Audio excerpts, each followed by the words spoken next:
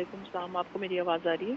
जी, आपकी आवाज़ आ रही है। अच्छा, मैं पीएसआरपी फ़ेज़ 2 के रिज़ल्ट के हवाले से जानना चाह रहा हूँ। अभी वर्किंग हो रही है उस पे ना, अभी वो फाइनल फॉर्म में नहीं है, ठीक है? हमने सुना है आज रिज़ल्ट अनाउंस हो रहा है 10 फरवरी को। नहीं नहीं, आज ऐसा अनाउंस है? नहीं हो रहा बिल्कुल भी, ठीक है? जी, कब तक आप एक्सपेक्टेड है? पंजाब, अभी एक डेढ़ वीक मजीद लगेगा इस पे ना। आप पंजाब एजुकेशन फाउंडेशन की वेबसाइट को ऑन एंड ऑफ चेक करते रहिए। जी, ठीक है। और इसके अभी इस अलावा पे कोई आजकल कंफर्म डेट नहीं आई। हमने सुना है कि जी, इंटरव्यूज़ चल रहे हैं, वो किस चीज़ के चल रहे हैं? वो एनजीओज के लिए होते हैं। यानी उनकी सिलेक्शन के लिए?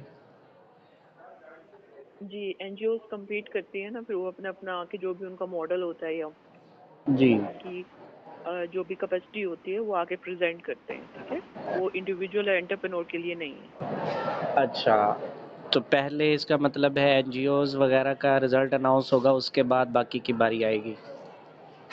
जी, वो थोड़े कम होते हैं ना, नंबर उनका जो है वो कम होता है, ठीक है? उनका सिलेक्शन क्राइटेरिया और है। अच्छा, सही। तो यानी 1 वीक तक उम्मीद काफ़ी है अनाउंस हो जाएगा।